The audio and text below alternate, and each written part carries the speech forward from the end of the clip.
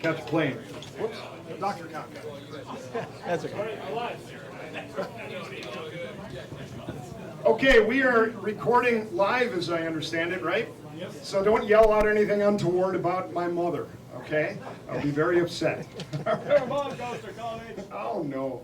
Geochemist and energy scientist, speaker, and author Dr. James Conca is a senior scientist for UFA Ventures Incorporated in Tri-Cities, Washington, an adjunct professor at Washington State University in the School of the Environment, a trustee of the Herbert M. Parker Foundation, and an affiliate scientist at Los Alamos National Laboratory, and a science that's a long sentence.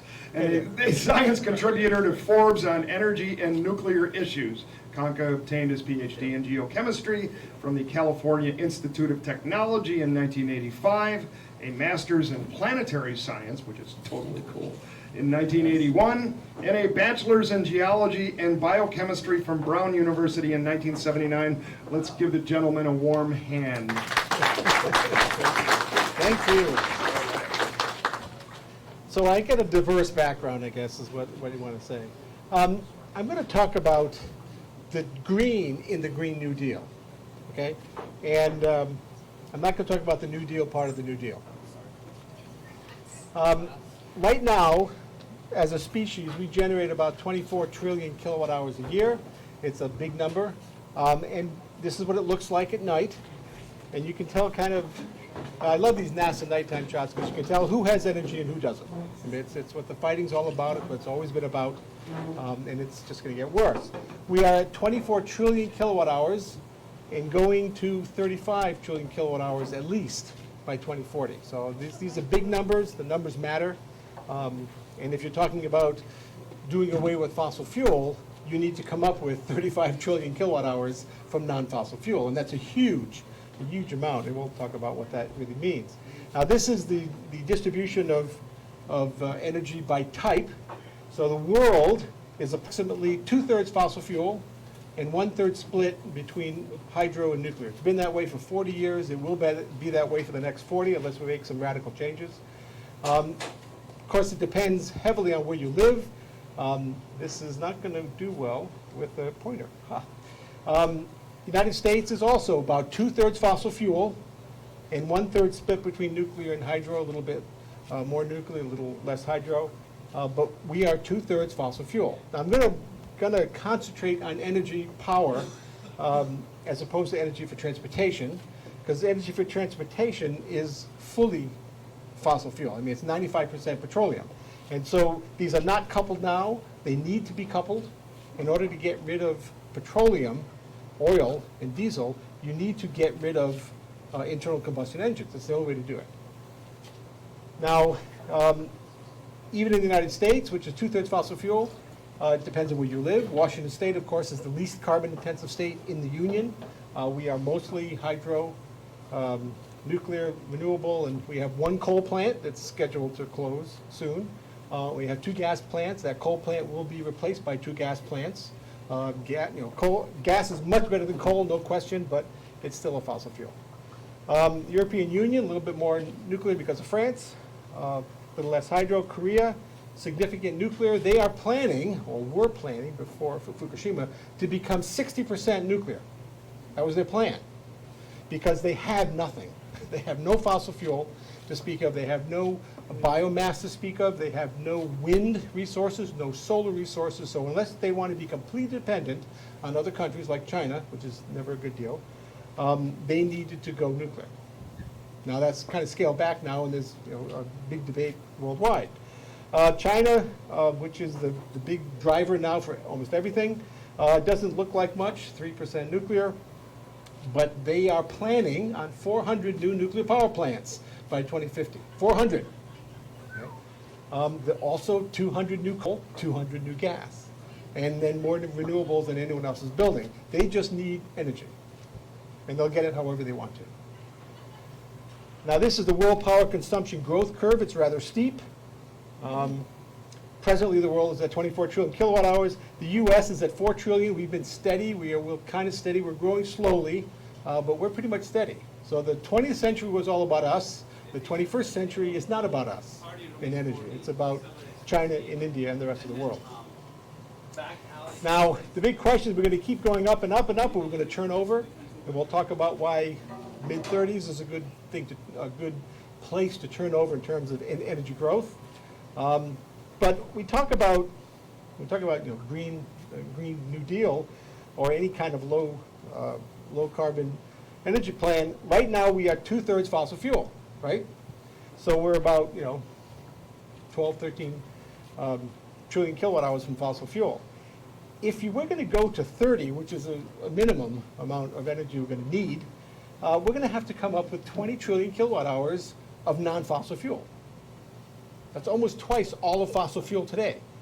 And that's just to keep fossil fuel where it is now, not to roll it back to Kyoto or anything else. It's simply to not increase fossil fuel. 20 trillion kilowatt hours. The numbers matter. These are big numbers. And that's the whole trick. If you can't do that, then you'll fail. Now, the reason that curve is so large is because of these people. 1.2 billion people still have no access to electricity.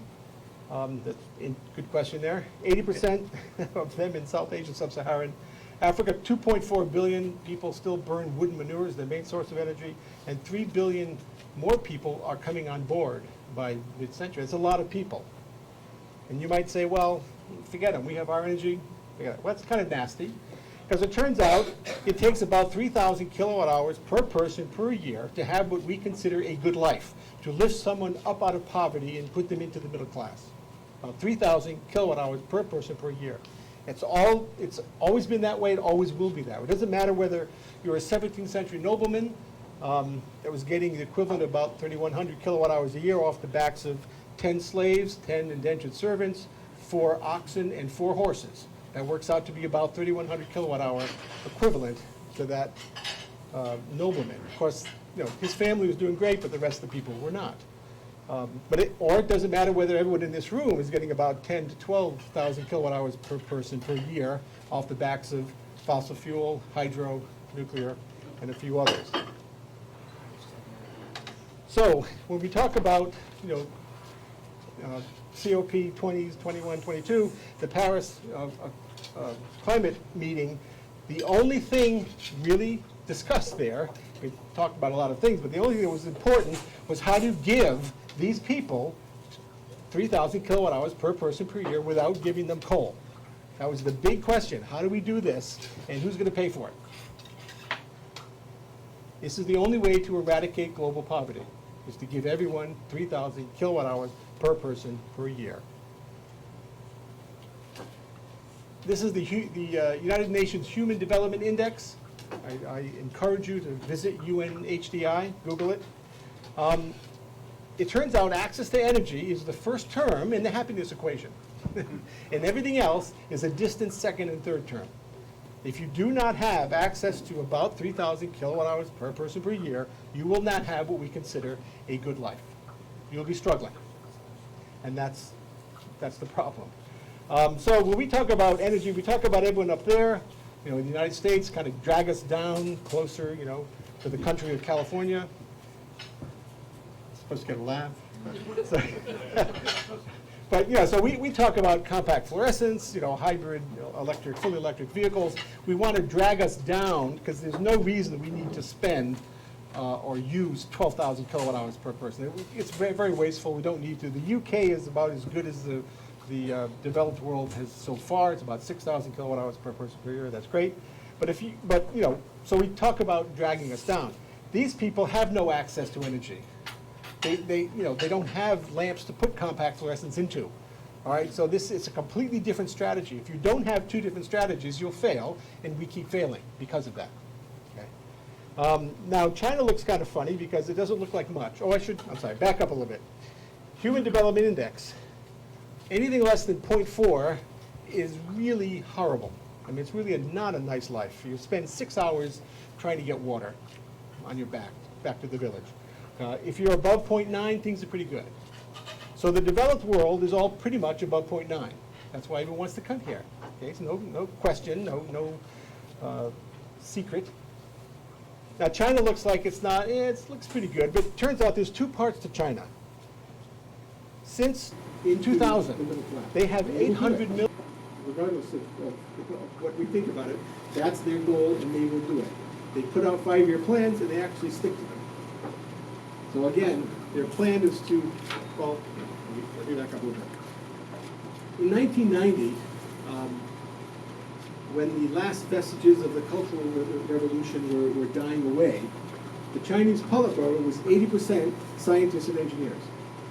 I think of Congress as 80% scientists and engineers. We've had different outcomes, especially right now. But no, so they, this is no secret. So they said, we're going to build 600 coal-fired power plants in the next 18 years, and they did. And suddenly, they had 600 million middle class, and now they have 800 million. It's all about energy.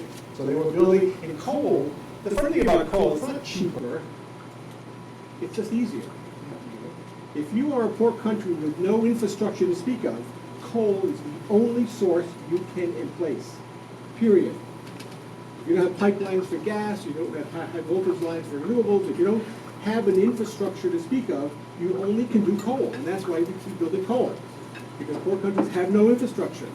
You just need a rail line with a bunch of coal cars and a coal plant and some minor high voltage lines, and you've got electricity. It's not very safe either. I mean, mine. Oh, yeah, no, the death print of coal is the highest of any. So I'll get, good segue, I'll get into the death print here soon. But yeah, so that's pretty much it. Now there is a sweet spot. So if you can get everyone down to 6,000, everyone up to about 4,000, that is the least amount of energy required to eradicate global poverty and its evil stepchildren, war and terrorism. And this is what it takes. So it's simple, but not easy. So you get, the industrialized world cut us back to 6,000, kicking and screaming. No one likes to give up anything, but that's okay. But there's only 1 billion people in that subgroup. There's another billion that already have about 3,000. Keep them there. It's these two groups. The developing world, you're going to get up to 3,000, and those that are going to be born by 2040, you're going to get up to 3,000. So now you're talking about 33 trillion kilowatt hours just to eradicate global poverty. And that is if it is distributed evenly and well. We know that doesn't happen. So we'll probably have to get to 40 trillion kilowatt hours to pretty much eradicate global poverty. Simple, easy, great, okay. Now, global warming. So I mean, why do we need a clean energy future? Okay. This is global warming for the last 550 million years. Okay. I apologize, it's hard to fit 500 million years on one graph. So we have different scales. So that's thousands, hundreds of thousands, millions, tens of millions, hundreds of millions. So it's kind of compressed. But the thing that jumps out at most people is that it's been warmer most of Earth's history. And it's true. We are in an exceptionally cold period. We have been in an unusually cold period for the last 10 million years. So much so that the last 2.5 million years we've had glaciation. And glaciation is a rare event on Earth. Very rare. Okay? It takes plates at the poles, so you need continental plates at the poles, which is a tough thing with respect to plate tectonics. So as a geologist, we go into that later. But it's a rare event to have glaciation. Okay? And so a lot of people say, hey, wow, it's been warm in the past, so who cares if it gets warmer, right? It's been warmer in the past. Been a lot of more CO2 in the past, so who cares, right? Well, actually, if you're anything on Earth, you should care, because it's the rate of change. It's not the absolute temperature. It's not the absolute concentration of CO2 in the atmosphere. It is the rate of change. Biota don't like change. My cat doesn't like change. I don't like change. So when you change too fast, you die. It's called extinction. No big deal, unless you're the one being extincted. But it's all about the rate of change. So it has nothing to do with the absolute temperature, nothing to do with the absolute CO2 in the atmosphere. It is the rate of change. And we are coming out of this cold spell rather fast. And since these have been compressed, that is really fast. Faster than we've ever seen before, the temperature change on Earth. So it's not about absolute temperature. I'm going to stress that. It's about the rate of change. Now, sorry, I'm going to throw in a bunch of junk here. These are the modeling results for global warming. Okay, so and if you read the literature, there's 2 end-member models, and the modeling is quite good now. We've been really good at this. B1 is we do everything we possibly can to decrease CO2 emissions to 0 by 2040. Okay? It's not great. Okay? This is the best we can get. Okay? So, 2.5 degrees Celsius, 3 or 4 degrees Fahrenheit. This is not great, but it's better than 8, which is A2 when you business as usual. You do nothing. By 2050, we are still 87% fossil fuel on Earth, which is what we are now. Okay? So that's bad. Okay? The other one's not so great, but that's bad. So whenever it talks about the best, that's the best. Now, if you can't get to the best, it's still good to do something, because there's a wide range between the best and the worst, and even anything is good. So say you don't get to 0 emissions by 2050. Well, okay, we can be halfway there. 6 is better than 8, right? 6-degree increase, better than 8-degree increase. But pretty much that's what happens. The longer you wait, the less, the more you fail to get to 0 in anthropogenic emissions, the closer you are to the red line. That's all. So kind of up to us. Now, the urgency, this is the urgency slide. This is the last climate change slide I'll talk about. To keep it to that blue line, okay, to keep it to only 3 degrees Fahrenheit, 3.5 degrees Fahrenheit, we had to start decreasing global emissions in 2011, and by 2050, we could actually still have some. We didn't have to go to 0. Well, we blew that one. So 2015 comes around, now we have to start decreasing global emissions by 5% a year.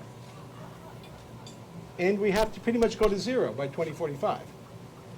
Well, we blew that one. So 2020 is coming around, and we now have to decrease emissions by 9% a year.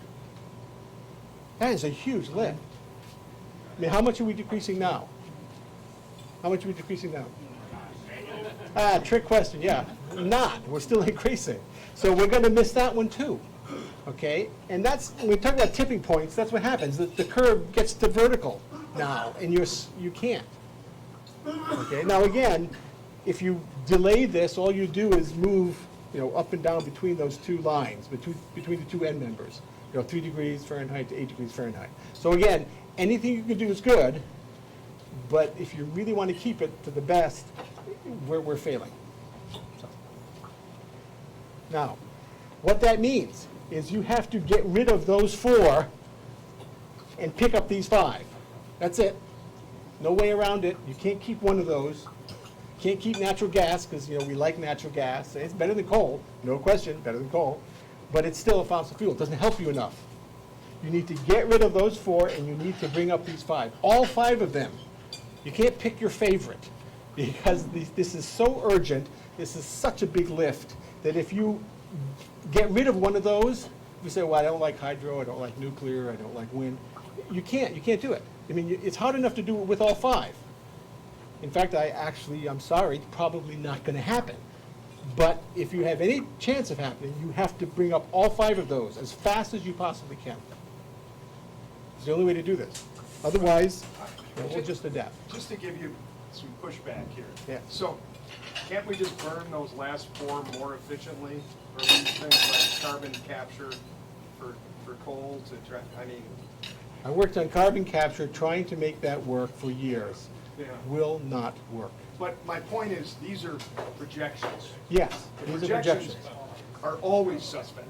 Yes, no, they are always suspect. So if you go back to this, Right. yeah, okay, I'll give you plus or minus 5 years on that. You can move things 5 years, maybe you can move them up and down a little bit, but you're not going to get much out of that.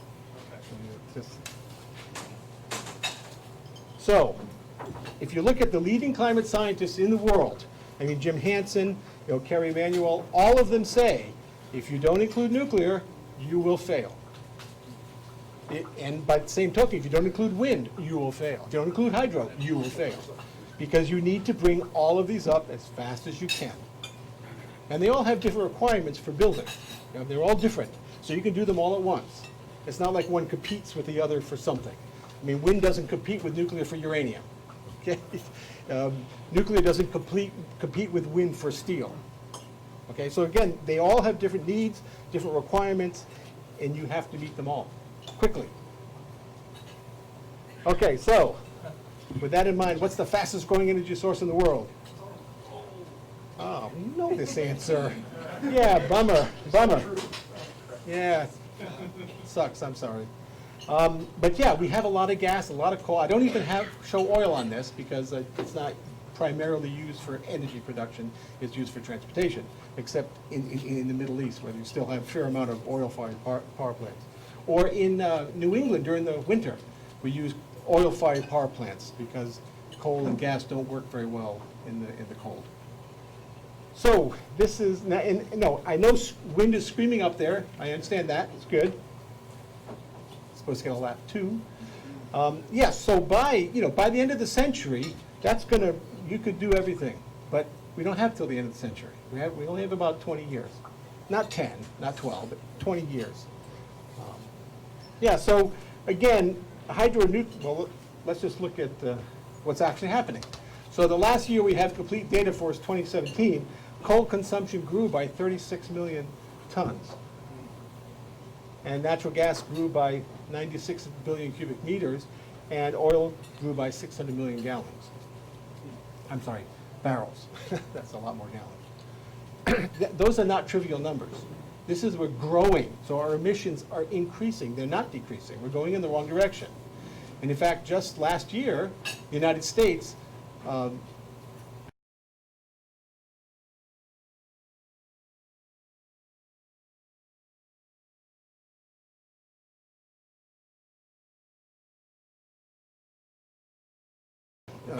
beat its past record, and we produced 12 million barrels of oil a day for the first time in history. By the way, does everyone know we have walking drill rigs now? Walking what? Drill rigs? Oh, it's so cool. I mean, from a science fiction standpoint, it's cool. From a global standpoint, it's horrible. But we have drill rigs that can pick themselves up and walk to the next site. They're really cool. They're really, Transformers. really cool. Yeah. And each one of those rigs, each well can have 12 stringers go out a mile from it. We just got very good at getting this stuff out of the ground. And this is the problem. It's like children. Because, okay, here's a thing of candy and here's an apple. Children, eat the apple. No. Because it's too plentiful, it's too cheap, and it's too easy to get out of the ground. So, we used to talk about peak oil. We used to talk about peak oil. No, it's 500 years out now. Because all peak oil calculations were with respect to what was economically recoverable at that time. And in the 70s, as a student in geology, we had to calculate the peak oil. And the U.S. peaked in 1975, and the world was going to peak in 2015, and then suddenly fracking. Okay, so now it's so easy and cheap to get stuff out of the ground that the peak is pushed out so far, it's not even funny. So don't depend on the peak for anything, because it's not going to happen this century. Okay. Now, if we just look at the non-fossil fuels, so we have hydro, nuclear, wind, solar is coming up. So a lot of people say, okay, we'll just do it with renewables, we won't use hydro and nuclear. Come on. And they're the only ones that have ever competed with fossil fuel for anything. And so if you get rid of those, you're going to spend the next 50 years just recovering that lost power with renewables, and you'll not dent fossil fuel. This is an issue. This is not trivial. So for wind to replace coal, for just wind, to replace coal and oil, will require 20 million. The global output of steel. The global output of steel. 1.6 billion tons. So you're gonna say China, no more buildings.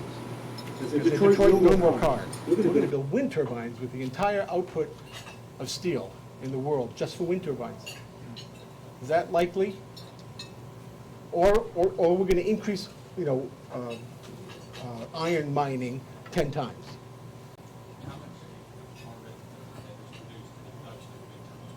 About 20 grams per kilowatt hour. About the same as nuclear. The question is, how much solar. carbon does it take to produce But I'll a get to wind that. turbine? That's a good point. In fact, hold on, let me back up because we had that. Yeah. There it is. So this, again, it's why you have to get rid of those because they're so carbon intensive, and you have to bring up these because they're not carbon intensive. That's all. I mean, the biggest source of carbon here is cement.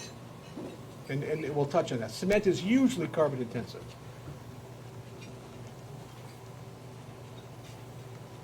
Okay, that was the segue question there. So here is the amount of concrete, okay, and the amount of steel per megawatt installed for these sources, okay? So if you look at gas, it is nothing, okay? It's 3 tons of steel per megawatt installed. If you look at solar, it's 1,600 tons per megawatt installed. Why do you think we're building gas plants? Because it doesn't take any steel, doesn't take any cement. You can throw it up in a year, and state legislatures love them. And gas is cheap. So again, this is very important. So nuclear is about 3 times the amount of gas that gas is. It takes about 40 tons of steel, about 30 tons of cement. And then you get up to, coal, a little bit more, not that much. So the thermal sources don't take much steel and concrete. That's all there is to it, okay? Hydro, of course, takes a lot of concrete, but not much steel. Wind takes both, a lot of concrete and a lot of steel. And solar takes a huge amount of steel, but not much concrete. Okay. Again, the CO2 production is concrete related, but just the source of steel is an issue.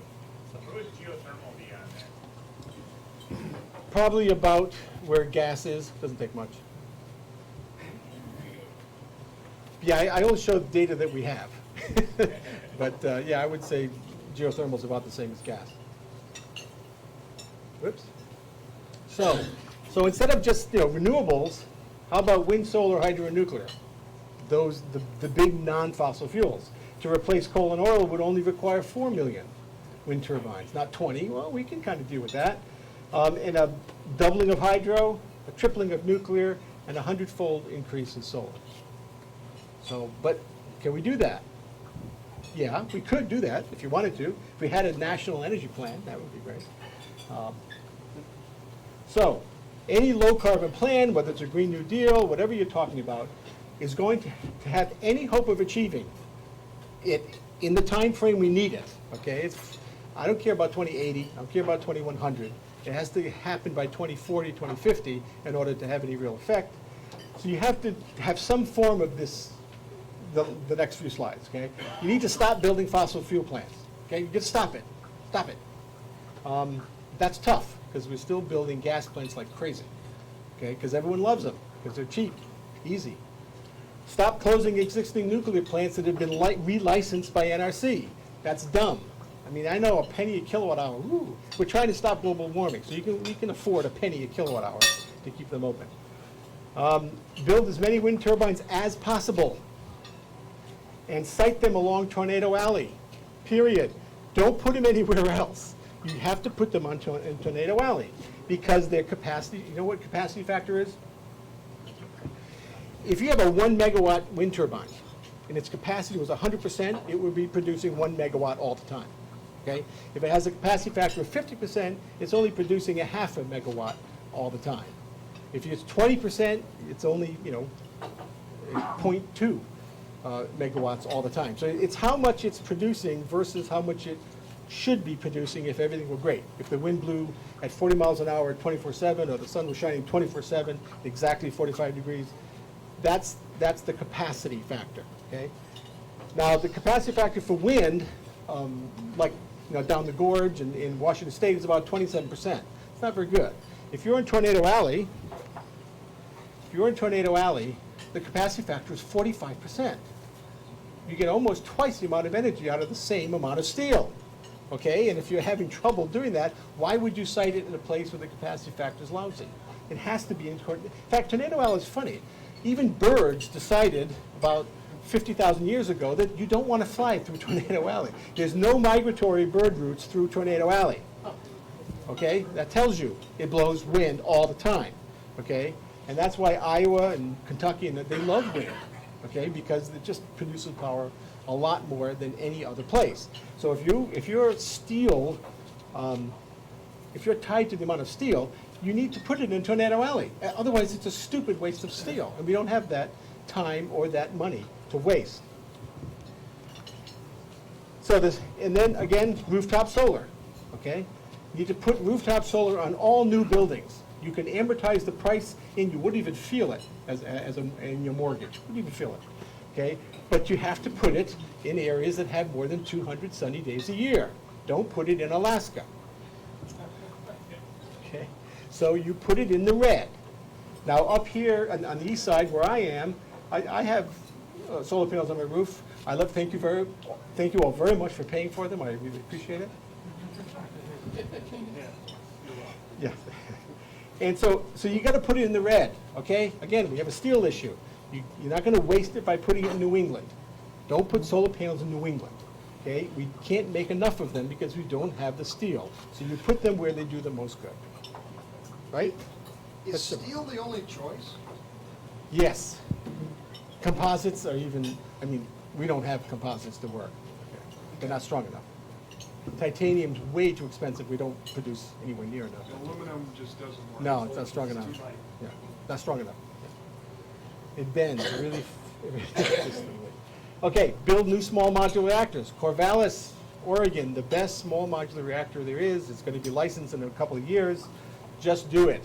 Can't melt down. All the scary stuff, we did that. We have solved all that. We haven't been idle in the last 30 years. When no one's going to build a big old nuclear reactor like we used to, right? No one's going to do that, except maybe Russia. No, just kidding. So, no, we're not going to do that anymore. We're going to do the small modulars, can't melt down, that's great. And then there's a plan by the National Hydropower Association and the Department of Energy to double hydro without building a single new dam.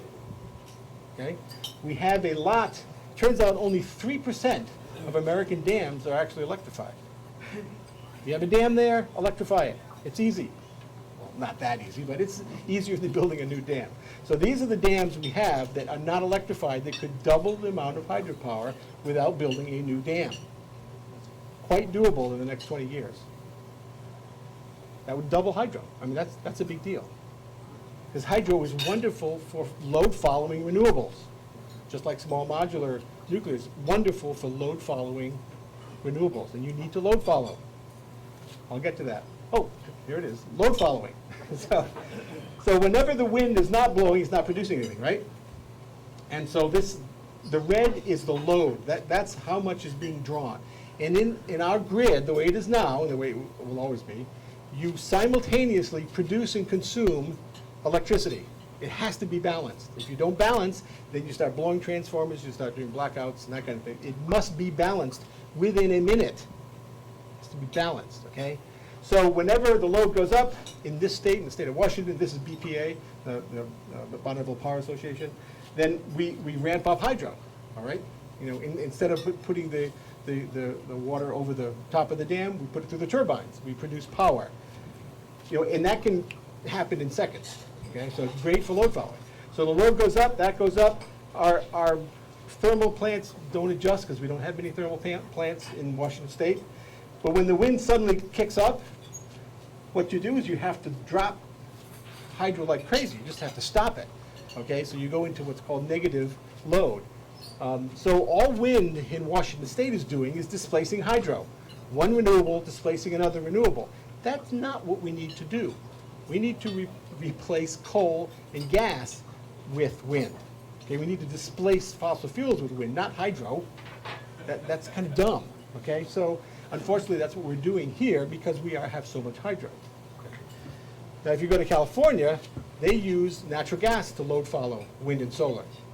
So whenever the sun, they have a lot of solar now in California, right? A huge amount of solar. So when the sun starts going down, they kick up fossil fuel plants to take that load.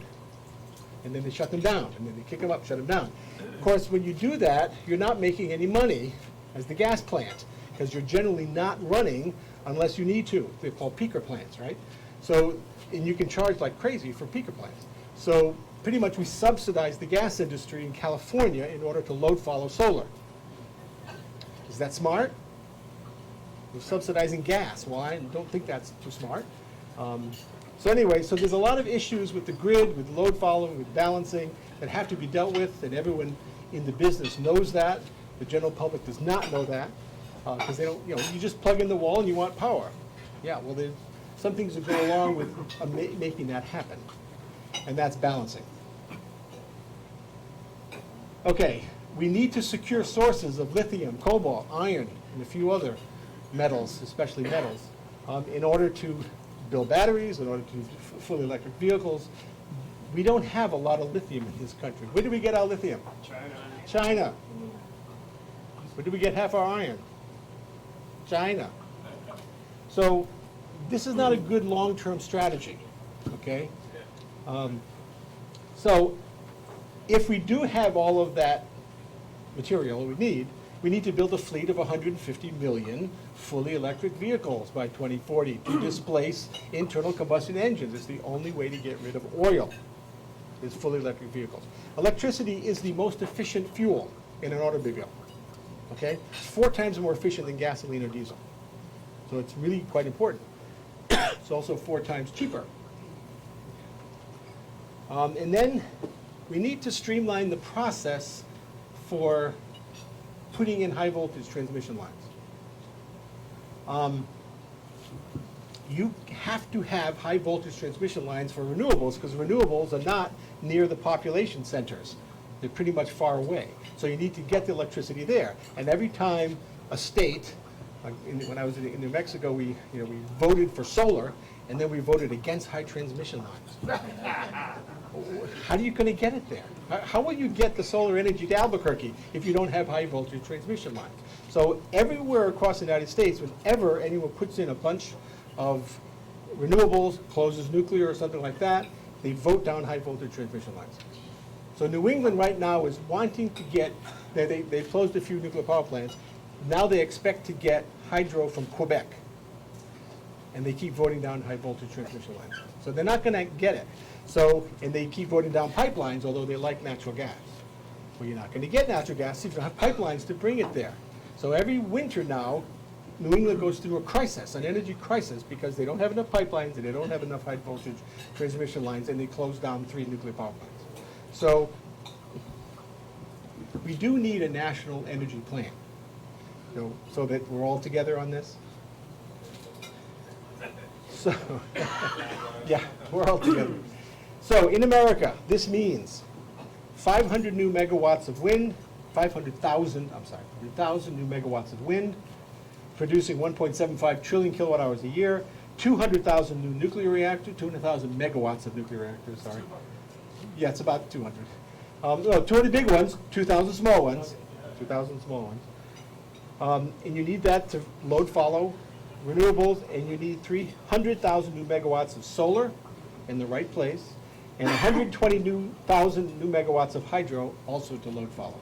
So you need about half and half to load follow the renewables. So that's half is renewable, half is nuclear and hydro. Now, a lot of people forget to include hydro in renewables, or they purposely forget to put hydro into renewables. It doesn't really matter. So Washington State, we voted renewables, we voted hydro not to be a renewable in 2005. You know that, right? Washington State does not consider hydro to be a renewable. Everyone else in the world does, but not Washington State. What is it then? It's not a renewable. It's a vegetable. According to Olympia, according to Olympia, it's not a renewable. Why do you think that? It's a lot of greenhouse gases. No, we're 78% hydro. The hydro produces a lot of greenhouse gases. Not much. They can produce more than coal. Really? Yeah, there's a graph that the International Hydro Association created that shows some hydro is great and other hydro is worse than coal. Ah, Yeah, okay. that's the error bar is gigantic. No, I actually know what you mean. If you're in a humid environment, okay, you will produce a fair amount of methane. So if your hydro plants are in Mississippi, you will produce a fair amount of methane, in the back flooding, okay? But out here we don't produce any of No, that. yeah, probably. Okay. So when you say the new low-carbon plan, are you talking specifically about the Green New But Deal? any low carbon plant, whatever it Okay. is. And the key is in America, which is all we can control in this country. Right. China's not gonna do this. They'll do it if it's in their interest. So again, they are planning much more than that, renewables. I'm sorry, nuclear. They're planning 400,000 new megawatts of nuclear. But like even Germany has decided they don't want any nuclear power in their country. Yeah, I know, that's But they're stupid. they're importing it from France, as I Yes, understand. they are. They're importing from France, and they're expanding. Must really piss them off. It's a great, on paper thing. Also, they're expanding coal, which is, they have a lot of coal. Germany has a lot of coal. It's the worst coal, it's the dirtiest, lignite, but they have a lot of it. And so now they've designed new coal plants that will load follow wind and solar, but it's still coal. So, yeah, again, this is not an easy thing. This is really tough to do. What's the answer, Jim? That, To your question, about the hydro, is it because it was politically expedient to push that off the table? oh, I'm sorry, More yes. renewables into the Yes, because you would never build a wind turbine in Washington State if hydro was considered renewable. I mean, we're 80% renewable. Okay. So, yeah. But again, the capacity factor for wind here is only 27%, and it displaces only hydro. So it's really not very useful. Aren't they taking out a fair number of those dams too, also for salmon restoration? Some, but not yet. I mean, the Elwha, we took out the Elwha, big deal, it's a teeny one, okay? We don't know how to deal with the big dams. As a geologist, the sediment wedge behind the dams are full of heavy metals, okay? I mean, naturally. But, yeah, and when you start letting that out, you kind of kill everything in the water column about to a mile out in the ocean. So it's not an easy thing. The Lower Snake River is about 3.3 gigawatts. Right. That's what we need. Yeah, so again, if you take out the lower Snake River dams, what are you going to replace them with? What are you going to replace them with? Coal. No. Gas. Every time we shut something down, we replace it with gas. We never replace it with anything else. Because gas is easy, cheap, and you can throw it up in a year. It doesn't take anything, and legislatures love them. So every time we close a nuclear plant, it's replaced by gas. Every time we decommission a hydro plant, it's replaced with gas.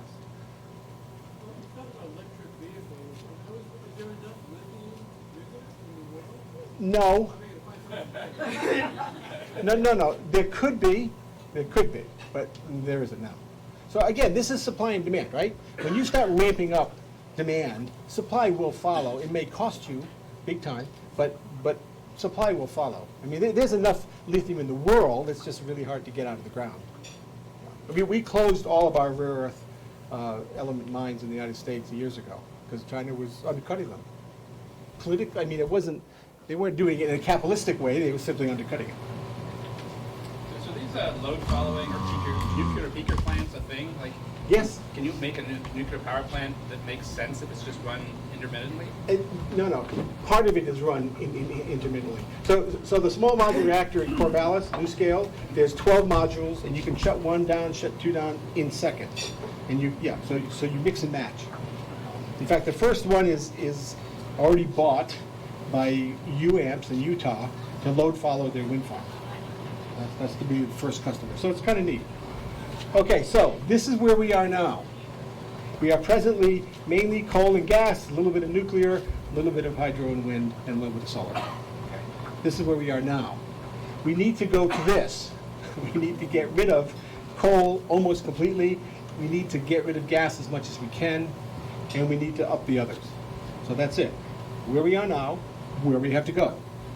Okay. Now the funny thing is I have some gas there because no one's going to shut down a perfectly good new gas plant that you just built. See, this is another thing about capitalism, right? So in 2030, if we're still building a gas plant, in 2040, we're not going to shut it down. Okay, so everything built from 2020 on is going to be alive in 2040. And so you're not going to get rid of those gas plants. Now, all the coal plants are pretty old, so you can shut those down and replace them with other things, or gas, if you don't do it right. But again, yeah, it's really hard to get rid of everything. Now, this plan takes 1.6 billion tons of steel. Now, that's the entire global output. So we're going to have trade agreements with China. We're good at that. Not. So, but again, this is going to take I mean, and again, the world has to do this, right? The world has to decarbonize, and it will only decarbonize if you actually have a global plan where everyone feels comfortable, and that is very hard. We don't do that well at all. I mean, we can't do that for trivial things. We can't do that for toilet paper. How are we going to do that for energy? Okay, how much will it cost? Because that's the big deal. Well, it turns out energy is the cheapest it's ever been in the history of humanity. Period. It is cheaper now than ever before in the history of humanity. Okay, and here we have the advent of coal there in about 1850. So it's a huge drop in terms of cost of energy, because now you didn't have to own anyone to get 3,100 kilowatt hours a year for your family. You could actually burn coal. It was messy, it was dirty. You know, Charles Dickens' stories are all about dirty coal. Interesting. But it made a difference. It made a big difference. And then, of course, you can see the 1973 oil embargo, that little peak there. Totally fabricated, but hey, that's okay. But yeah, so it's cheap now. And as a result of that, food is cheaper than it's ever been in the world. Food and energy are the cheapest it's ever been in the history of humanity. So now is the time to actually do something, because it's cheap. So, levelized costs. This is simply a model number that all state legislatures use to rank the cost of energy. So right now, this is the levelized cost for electricity from each source. And you might notice it's actually not that different. They're all about the same, and within a couple of cents. And if you're talking about saving the planet, a couple of cents a kilowatt hour isn't a big deal. Okay, so there really isn't a lot in terms of cost to choose any of these. I mean, you might choose gas. Gas is the cheapest, of course. So, okay, everyone loves gas. But, you know, again, if you're going to save the world, a couple of cents is not a big deal. So, using those numbers, to produce 5 trillion kilowatt hours a year in the United States, where we'll be at about 2040, with the same mix we have now, okay, business as usual, nothing's changed, will cost about $9 trillion, and 1.7 trillion of that is capital. Okay. 9 trillion. Now, if you go to this new plan, okay, that has no fossil, it's just renewable hydro or nuclear, it'll cost $9 trillion. My God, it's the same price. It is, it's the same price. But more of that is capital. So less is going up the stacks is CO2, less fuel costs because you're getting rid of fossil fuel, and more capital costs because now you're investing in cement and steel and lithium and everything else. So same cost overall, but 4 trillion is in capital investment, and that means upfront. So that means you have to convince Americans to invest upfront for the future, and we know how well that works. Okay. So, but again, I mean, it's all about us. We can do this or we can't do this, whatever you want, but we can do this.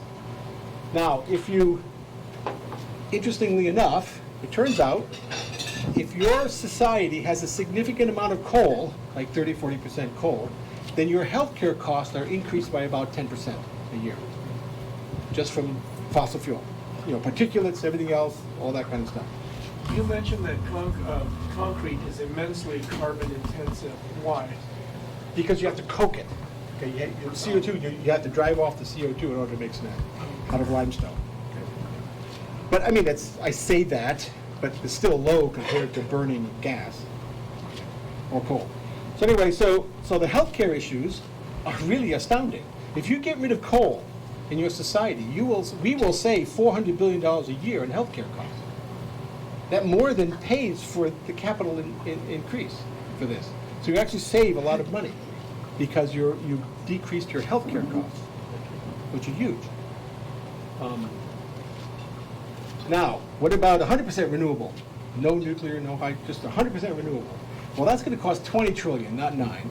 So now this is a significant amount because now you have so much steel, so much cement, and you have to build twice the capacity that you need because you have nothing to load follow it with.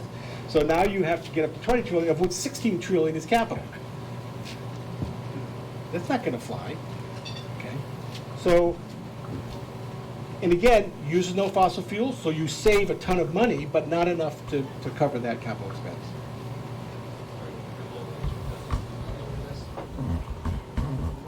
Renewable only is what sources? I'm sorry. Yeah, so wind, solar, geothermal, wave action, whatever. And Not nuclear, not hydro. So if the world at 35 trillion kilowatt hours in 2040 goes to the renewable nuclear hydro mix, it's going to cost $65 trillion, and 28 trillion of that is capital. So that's why we say, who's going to pay for it? Because that's a lot of money. Okay, that's a lot of money. So, I mean, it's still not much compared to the price of the energy anyway. Again, the price of energy is cheap. So this is actually not bad for the world producing 35 trillion kilowatt hours to cost 65 trillion over 20 years. I mean, that's not a bad price. Just sounds like a lot. Okay, so now this is what the actual costs are, okay? But the cost to ratepayers drops. Renewables drop because of the renewable tax credits, right? Of which I thank you very much for paying for my solar, because you all pay for my solar. And so, okay, so now wind and solar is really cheap, right? Is it really cheap? No, the cost hasn't changed. It's just you've changed, the ratepayer is now changed to the taxpayer, and no one knows where their taxes go anyway. So everyone forgets about this and says, oh, this is really cheap. This is great. No, it costs the same. It's just that now you're using tax dollars, which is fine. I have no problem using tax dollars for anything. But if you're going to do it for those two, you need to do it for the other two. You do it for hydro, you do it for nuclear. And you need to incentivize non-fossil fuel in order to get rid of fossil fuel, right? Simple. Okay, now we have a nuclear plant over on the east side, near where I live, and the cost has come down dramatically over the last several years, mainly because of management. We got good managers. Okay, so they figured out how to decrease the cost and increase the efficiency and all that kind of thing. So now, and it produces 9 billion kilowatt hours a year, and it does it for 4 cents a kilowatt hour, which is not bad. Now compare that to the cost of wind and solar, new wind and solar. So this is existing nuclear versus new wind and solar. It's cheaper, so stop closing nuclear plants. They're not more expensive. It's more expensive if you build a new one versus building new, but if you've got one that's running for another 20 years, don't close it. How absurd. Because you'll just have to replace it with wind and solar. Now, again, if you, whoops. Okay. Now, again, every time the tax credit runs out on wind, we stop building wind turbines. So you need to stop saying it's so cheap. It isn't. Because if investors are not going to pay for it without the tax credit, then it's not that cheap. Okay? It's okay. And the credits are set to expire in 2023. I have a feeling they will be reinstated, okay? Mainly because red states get more from wind than blue states, so they'll probably pass. But yeah, it takes incentivization to do this. That's one of the issues. If you stop doing the tax credit, you will stop building wind. Okay, now what about the other costs? The environmental and healthcare costs. We refer to costs that don't come at the end of the month in your bill. We refer to those as externalities. Ever heard that term? External costs? Yeah, someone's paying for it. Your grandchildren, polar bears, someone's paying for it. But you are not paying for it at the end of the month when you get your bill. Okay? So these are called externalities. So we have no idea how to cost these. We throw out things. So we threw out area. We said basically the area needed to produce a megawatt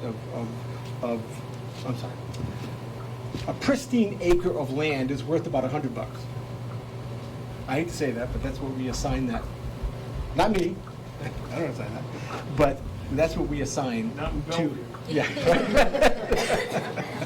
In Alaska. So we have assigned $100 per acre. The little blue squares are a number of square miles to produce 1 billion kilowatt hours a year. Okay, so it's just a normalization. Now, carbon emissions, we have assigned that some price, say $50 a ton. right, emitted, we're gonna, tax, carbon tax or cap and trade, we assign some number, just pick it out of the air, we don't really know what it's worth. But, I have $15 a ton for carbon tax.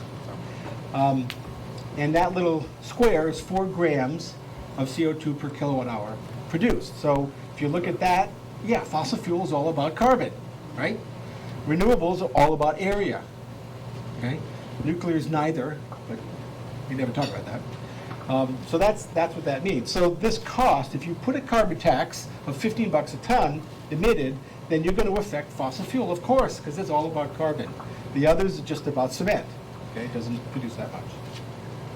Now, what about the other costs? So the death print. So I got to push that aside because coal kills so many people.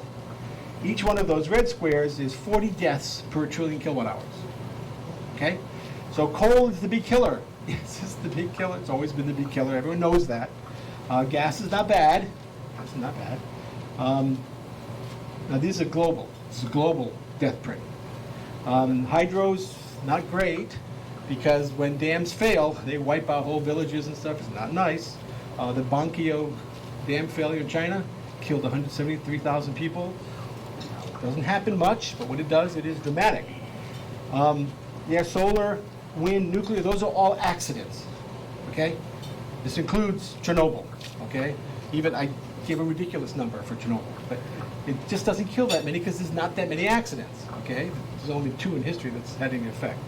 But, people fall off wind turbines. I hate to say that, but they fall off wind turbines, break their necks. But, we can rope up. Come on, folks, we can rope up. And solar, too. So when these guys were putting the solar panels on my roof, I have a section of my roof that I would never go on. I mean, you could pay me $1 million, I would never go on it. It's so dangerous. It's a 40-foot drop. And it's like, and these guys were walking around unroped up. And I'm looking at them and go, oh, that's what that is. And so, fortunately, no one died on my roof, but they do occasionally do that. Now, it's getting better. Fine. It's great. Now, if you want the numbers, here's the actual death print. So, coal. We average 100,000 deaths per terawatt hour each year. Okay? It amounts to about 600,000 deaths a year from coal. Okay? China, worse. It's getting better. A couple of years ago, that was 225,000. Now it's down to about 170. Good. U.S., we only kill 10,000 a year. It's not bad. It's supposed to get a laugh. It's bad, but it's not so bad. It's just the cost of doing business, right? Oil, yeah, oil's not great. Natural gas, better, not great, because you don't, emit all the sulfur and the mercury and everything else that goes with it.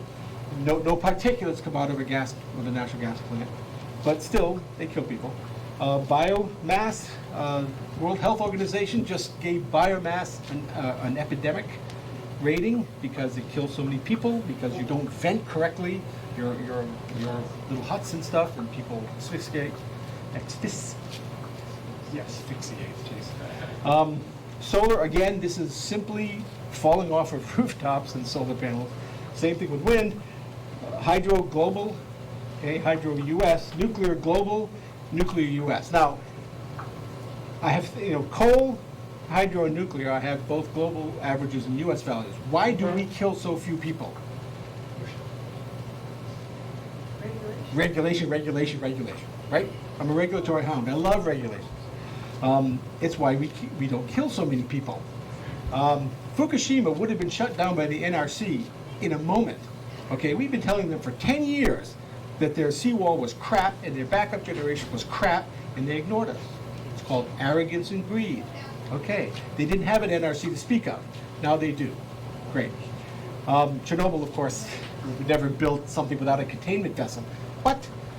We told them that was a stupid design. But they were, oh. See, this is an accident. Happy on the scene, by the way. Rich, you needed to rope up. Add a number. So why is hydro? I'm sorry. So why is coal so great compared to the rest of the world? Air. Yeah, the Clean Air Act. Clean Air Act. That's it. arguably the single piece of legislation that has saved more lives than anyone else, although the 1936 Labor Act that got rid of child labor, you could argue was even better, but still, it's the Clean Air Act. That's the only reason that is. Hydro, why is hydro so good? FERC, the Federal Energy Regulation Commission, they actually inspect dams. If you find a crack, they shut you down until you fix it. They just did a Pre-Rapids dam near me. They shut it down because there was a crack. Sorry, you gotta fix this. We will not allow you to operate until you fix it. Nuclear, NRC. NRC, I mean, you know, the nuclear industry, everyone complains about, nuclear industry hates NRC because they just shut them down over nothing. They shut them down for a wrong signature. I mean, it's kind of funny, but it's okay because nobody ever dies in a nuclear plant because it's really heavily regulated. So to me, regulate everything. That's great. You don't want people dying if you can prevent it. So that's what that's about. So if you go to Beijing right now, this is what you will find. Okay? This is why during the 2008 Olympics, we would not bring our athletes into Beijing until they clean this up. And so they shut down all coal-fired power plants and shut down all traffic in a 100-mile radius of Beijing. And they cleaned up pretty quick. Amazing what happens when you don't burn fossil fuel. So this is not good. Now Beijing itself is about 80% coal. In fact, it got so bad that they put large flat screen TVs because they have realized, this is not my choice of a solution, but it's funny. It turns out it's very depressing not to see the sky for any length of time. I'm not kidding. We actually learned that in Antarctica. I did it a couple times. Yeah, when it's dark, it is depressing as I'll get out. So yeah, not my choice, but interesting. Okay, so shout it out. What's the most dangerous thing on this list? Shout it out. Oh, I set you up for that. Yeah, but go, shout it out. smoking tobacco. That's one of the top four. I'll go with iatrogenic. Ah, No? Driving. Alcohol. Accidental opioids. Yeah, iatrogenic. yeah. Now, what is iatrogenic? Well, you should have known because it's the one that no one knows. Turns out it's medicine gone wrong. It is not malpractice. It is not abuse of drugs. It is properly taken, properly prescribed, proper surgical procedures. We just don't know why the patient died. And of course, with all of us getting older, I've had 6 surgeries in the last 7 years. I know this number. It scares me to go into a hospital now because I know this number, okay? Now, why are we still, now I recently added opioids. That's absurd. That's absurd. It doesn't fit into iatrogenic because we know it's not proper use. Accidental falls. People over 65. I made it because I'm under 60. Yeah, he just did it, right there. Why are we still killing people with hamburgers? I mean, this is insane. Okay, 25,000 people. Okay, now this is a 5-year average because I wanted to lop off the peaks. But so this is just a rolling five-year average. And that's, you know, but 25,000 people from food poisoning in America? This is all America. And nuclear industry, one guy, he fell off scaffolding and broke his neck. What a dope. Yeah, what a dope. Now, a biostatistician gave me grief recently because I hadn't normalized to the subpopulation. Smoking really is the worst. Always will be, always has been. The lungs do not like burnt carbon. Just doesn't like it. That's actually why coal has such a large number. Now, there's only 43 million people or so left in the United States who smoke. Interesting. What? Oh, okay, I'm sorry. There's 43 million people who smoke, so you have to divide the number of deaths by that to get a relative danger index, okay? I mean, if you don't smoke, you're not going to die from smoking, okay? It's basically a risk factor. Right? So yeah, alcohol, iatrogenic, it drops to 3 because a lot of people get medical attention in the United States. It's nice to know that food poisoning is only slightly more dangerous than nuclear energy. Eating is only slightly more dangerous than nuclear energy because so many people eat. Everyone eats a lot. So 25,000 deaths isn't all that much. No big deal. What's the distance from the nuclear plant there? Is that 60 million? no, 60 million people get electricity from nuclear. Right? So that's the impacted population. Okay, so now even non-lethal routine accidents that don't kill you but hurt you, break a leg, break an arm, whatever, it's safer to work at a nuclear power plant than to sit at a desk trading stocks. Now, why is that? Yeah, it's just safety culture. I mean, if you're at a nuclear power plant, I mean, I actually have had to take ladder training. If you're out at Columbia General or at Hanford, where I used to be, you have to take ladder training to operate a ladder. It's a 4-hour course, very interesting. Didn't know that much about ladders, but 4-hour course, and you need 2 trained operators to operate a ladder. Do you think anyone ever falls off a ladder at Hanford? No, they don't. But someone in the 7th story of the AIG building in New York is standing on a rolling chair hanging a picture. I mean, you know that, right? And they fall, break their arm, and these are ocean numbers. Show us again. So Would be stapling myself considered a work accident? yes, absolutely. So again, no one thinks about safety in an office, okay? But people get hurt. Now, an interesting story, at Hanford, in I think it was '94, someone cut themselves with an X-Acto knife, and DOE confiscated 17,000 X-Acto knives from the Hanford site. I mean, you can get ridiculous, and they are, but that's okay. It took us about 5 years to get X-Acto knives back. Whatever. But that's the whole thing. I mean, if you're always thinking about safety, if you always have protocols and you follow them, you won't get hurt. That's very simple. And in general, humans don't do that unless you're forced to. Now, right now at the nuclear power plant, if you do not use a handrail going up and down stairs, you will be fired. That's it. You will be fired. So you have to use handrails. It's very important to use handrails, actually, especially if you're carrying stuff. To have one hand free, to use a handrail, you will not fall down the stairs. Very simple. I wish I'd been aware of that a little while ago. Okay, so why is everyone so afraid of nuclear then? It doesn't kill anyone, no one gets hurt. China syndrome, the name, the waste. Sorry, my bad. We told you to be. We've been telling you to be since World War II. All right, the whole idea of the Cold War was to scare everyone about nuclear, and it worked, but we forgot to distinguish between weapons and energy. Completely different. Weapons bad, energy good. Weapons bad. Okay, so that's it. It had nothing to do with anything except nuclear weapons are bad. It scares everyone. Nuclear power isn't. This was intentional. This was an intentional association with weapons, by the way. Then we came up with inaccurate and purposefully simplistic models of health effects at low doses of radiation, because who wants to solve a quadratic equation? Just a straight line through zero.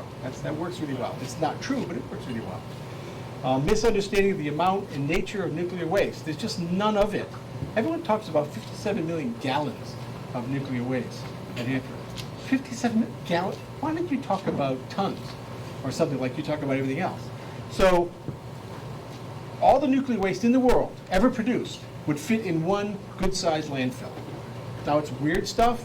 I actually know how to handle it, so it's not so weird for me, but it's weird stuff. But there's just none of it.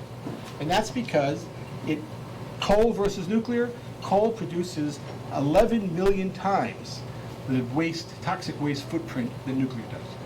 So yeah, all the nuclear waste in the history of this country, relative to energy, is produced, the same amount of toxic waste produced in the coal industry every 30 minutes. 60 years, 30 minutes. That's why coal kills people. So, but you wouldn't know that. It sounds, oh my God, nuclear waste is horrible, it's all over the place. No, it's hardly any of it. We know what to do with it. We're just not allowed to do it. Okay, so, what time is it? 8:40. Holy mackerel, okay. So, Washington State is the least carbon intensive state, has the least carbon footprint of any state. Yes, that's very nice. Well, Vermont is kind of close, but they closed the nuclear plant, so now they've skyrocketed again. So really, our big emission issue has to do with transportation. It's the biggest emission in the state of Washington is internal combustion engines. So if you're going to make a dent in Washington State, you need to go to fully electric cars. We already have. We are the least. So, again, we're already so low fossil fuel that it doesn't help to get rid of that. I mean, getting rid of the last coal plant is great. It'll help, but it won't make a dent in our state emissions. We need to get rid of gasoline.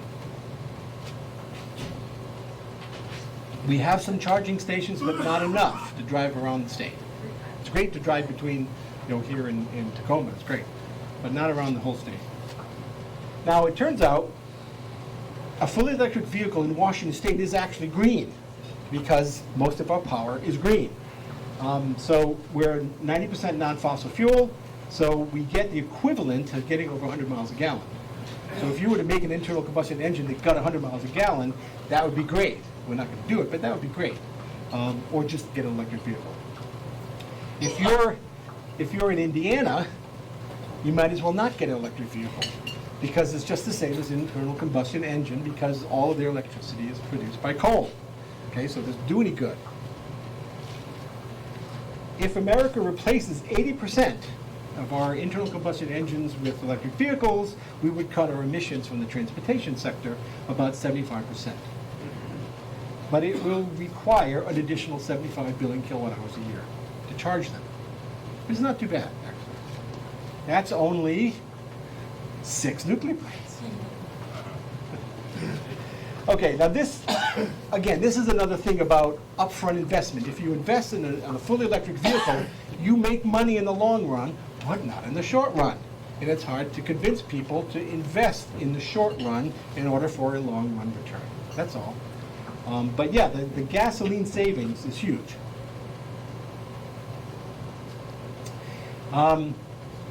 So if you're going to go to that, if you're going to go to fully electric vehicles, then battery manufacturing and battery charging stations become the infrastructure you need. You're not going to do this without that, right? Now, if you look at the projected electric vehicle manufacturing, this is a high end. This is optimistic. By 2040, we're going to have 300 million fully electric vehicles. Sounds like a lot, right? Worldwide. At the same time, we're going to have 2 to 3 billion internal combustion engines. So 300 million electric vehicles is going to touch CO2 emissions from the transportation sector. Okay, it's going to actually double. The emissions in the transportation sector will double because we have 1 billion internal combustion engines now in the world. We're going to go to 2 to 3 billion in the next 20 to 30 years, and we're only going to have 300 million fully electric vehicles. It doesn't do much. So the takeaway from this talk is we are not being ambitious enough. And yeah, do whatever you can, but don't expect to rein in climate change unless you make some major decisions. Thank you. Do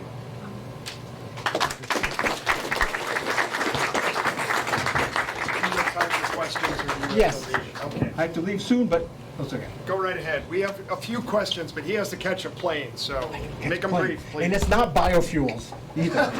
It's jet fuel. I mean, basically, everything you're saying is based on status quo, how we live now, but is there some technological new energy source coming out that you're factoring in? Or if people weren't driving as much, we changed the way we organize communities, is that remotely possible? If you made small fully electric vehicles for metropolitan areas only, and you prevented internal combustion engines from getting within 10 miles of the metropolitan area, yeah, that would be great. But that's a big lift. I mean, it's a big sociological lift. No, there's no new technologies that are going to save us. Sorry. It's not going to happen. We know the technologies. These are the alternatives. Now, wave action, great stuff. Nowhere is it going to do anything by 2040. But by 2100, sure, it's going to be there. So you talked a lot about electric vehicles. Of course, that's just a small slice of the transportation sector. We also have to deal with shipping, flights, and probably large ground vehicles that Right. electric might not work for. Some people have proposed synthetic fuels made with high temperature reactors and electrolysis and carbon sequestration. I didn't see any of that in your presentation today, Jim. There's a reason for that. I mean, again, there's a lot of great futuristic possibilities that are not going to be here in time. That's it. I mean, it's all about time. And I know, you know, the urgency issue and the slide I showed is like, wait a second, you know, it's getting close here. Beyond that, okay, fine, doesn't really matter. You need to do this in the next 20 years. And those are not anywhere near the next 20 years. Now, we do have fully electric rigs, big rigs, 18-wheelers. We have those. What do you think about like flight, then, for example, Shipping, nuclear power. I mean, God, the U.S. Navy, the nuclear Navy, is the unsung hero of nuclear. No one ever talks about the nuclear Navy. Never had a problem. They desalinate their water at sea and everything. So, you know, there's no problem. Yeah, that's the way to go for big shipping. No airplanes? What do you think? No. Just keep Sorry. burning jet fuel? Yeah. Or, yeah, you use the byproduct heat from nuclear to make hydrogen, methane, and other things like that. But you know, we're not there. I mean, it sounds great on paper, Getting it into production is a whole nother thing. Just want to check a couple of things. You said the major difference between what we're doing now and like an ideal mix is the capital upfront, right? Right. And also that the electricity ultimately will be cheaper overall. Is that right? It'll be about the same. About the same, okay. But there'd be less profit, right? There'd be less profit because there's so much more capital investment. No, actually, it would, you're right, it'll be cheaper because of the healthcare Yeah. savings. It'll be cheaper, but just the production itself would be about the same. It won't. Because we haven't built a nuclear power plant since we planned them in the 70s, right? The last one that Right. we approved in the 70s. Right.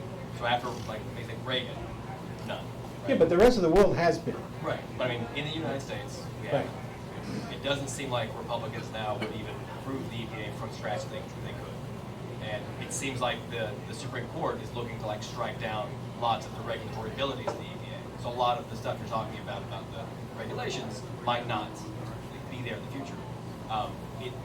It sounds like it's great, like this is a feasible thing technically, but politically it just does not seem whatsoever feasible because the Republican Party exists and is antithetical to, you know, public electricity generation and regulation. See, the funny thing about nuclear has kind of been, there's no constituency for nuclear, okay? You know, there's no Texas like for oil. There's no Pennsylvania like for natural gas. For nuclear, there's no, it's always been a national thing. And that's a problem because there's no one in Congress fighting for you because there's no constituency. So that's one of the issues.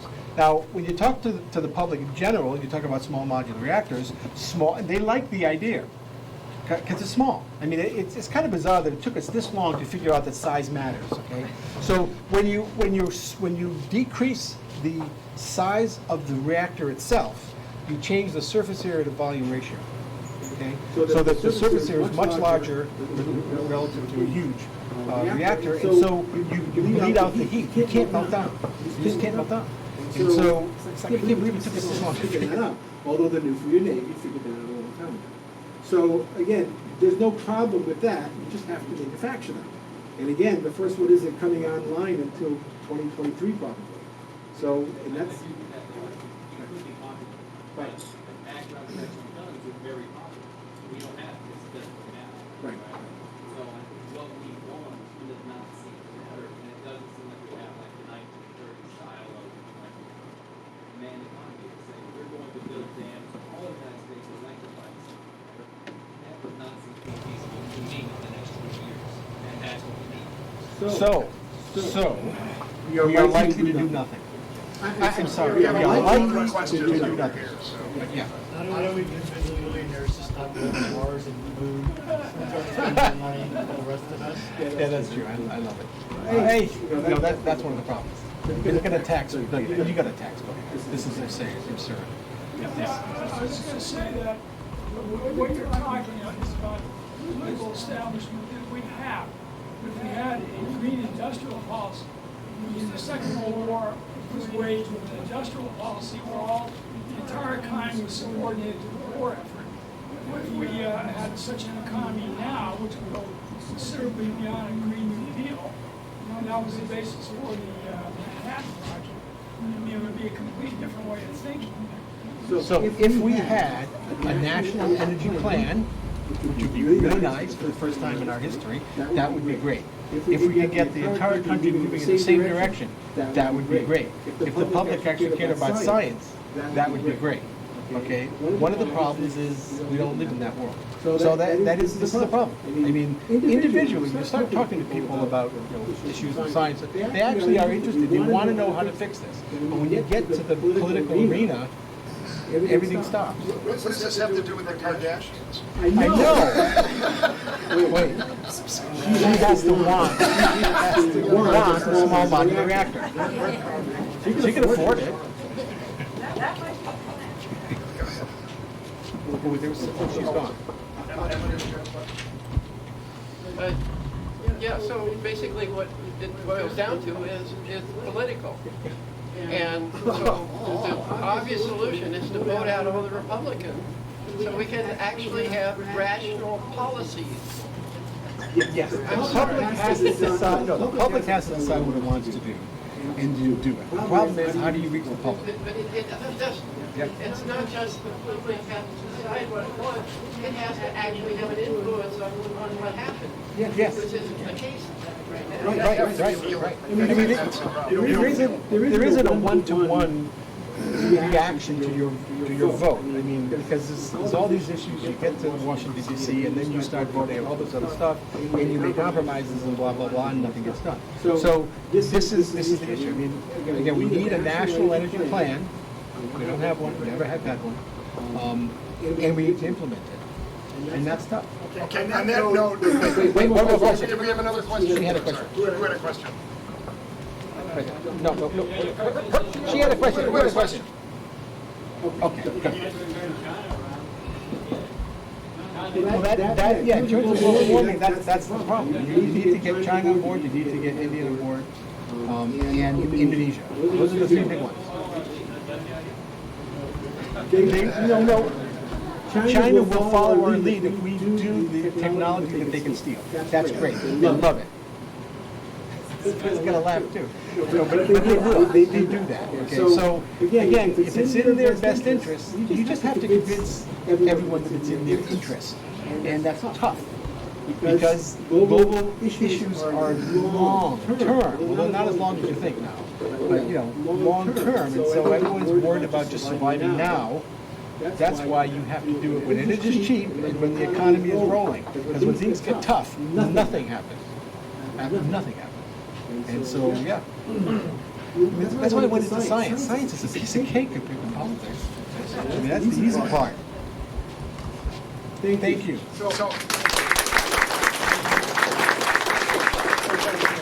Okay. Just a couple of housekeeping things. Your bills are upstairs, okay? And the tip is already included, okay? Also, we got a ding pot over here. If, pays our meetup dues.